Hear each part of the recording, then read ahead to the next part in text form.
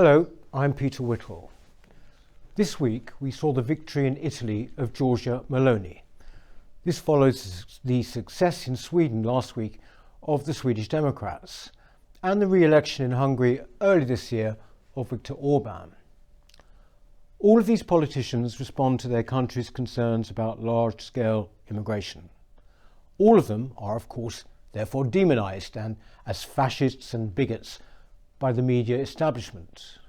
But whatever they might say, there are undoubtedly winds of change blowing across Europe. And what do we have here in Britain?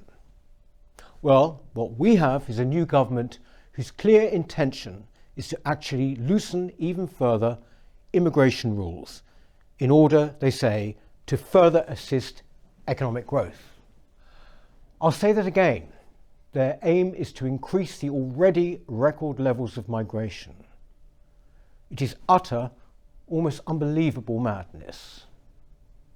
It displays a complete and arrogant disregard for the feelings and views of the majority of the public.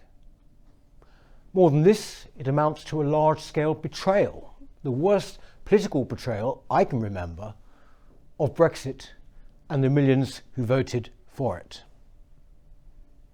During the years of the Johnson government, the received wisdom was that the public was no longer as concerned about migration.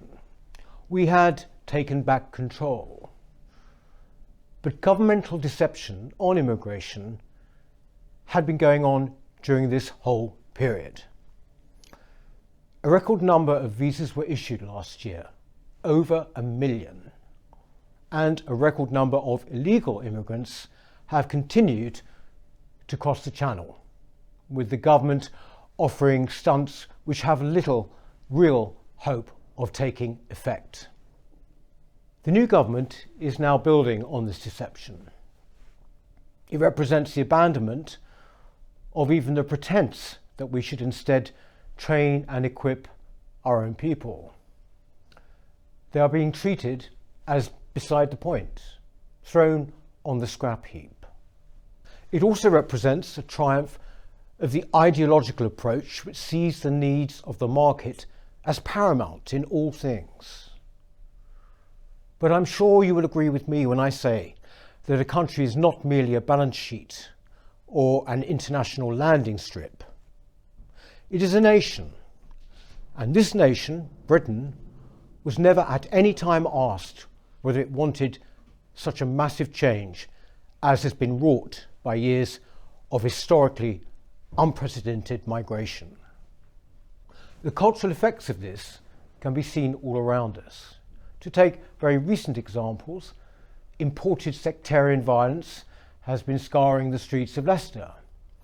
Clashes based on imported political issues have led to violence in London. Such incidents have happened before, and they will certainly happen in the future. Yet anyone who demurs from the official narrative that immigration is an untrammeled good and that diversity is the main source of our strength faces ostracism, insult, and charges of racism.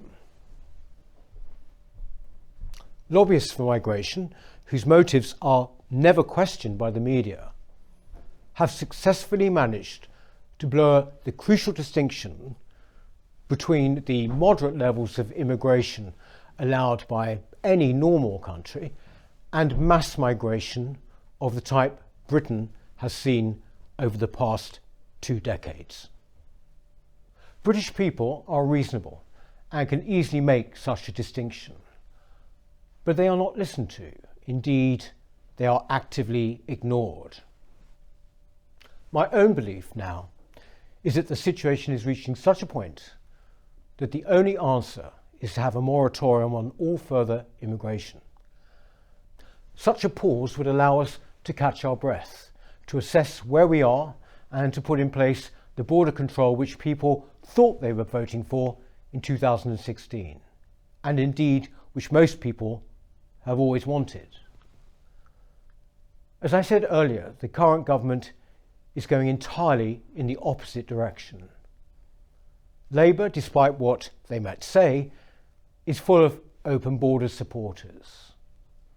Of the smaller parties, only the SDP has a policy of such a freeze, which it proposes should last for a generation. A moratorium might seem politically impossible.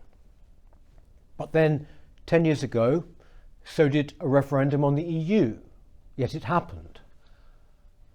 And the pandemic has shown us with glaring clarity that there is nothing a government cannot put in place if it wants to, and if the will is there. To those who would say that such an idea is unreasonable, I would say that for years the British people have not been treated reasonably by those who have facilitated such mass immigration. Our future, and what kind of country we want to be, is at stake. We must, therefore, make our voices heard. Thank you.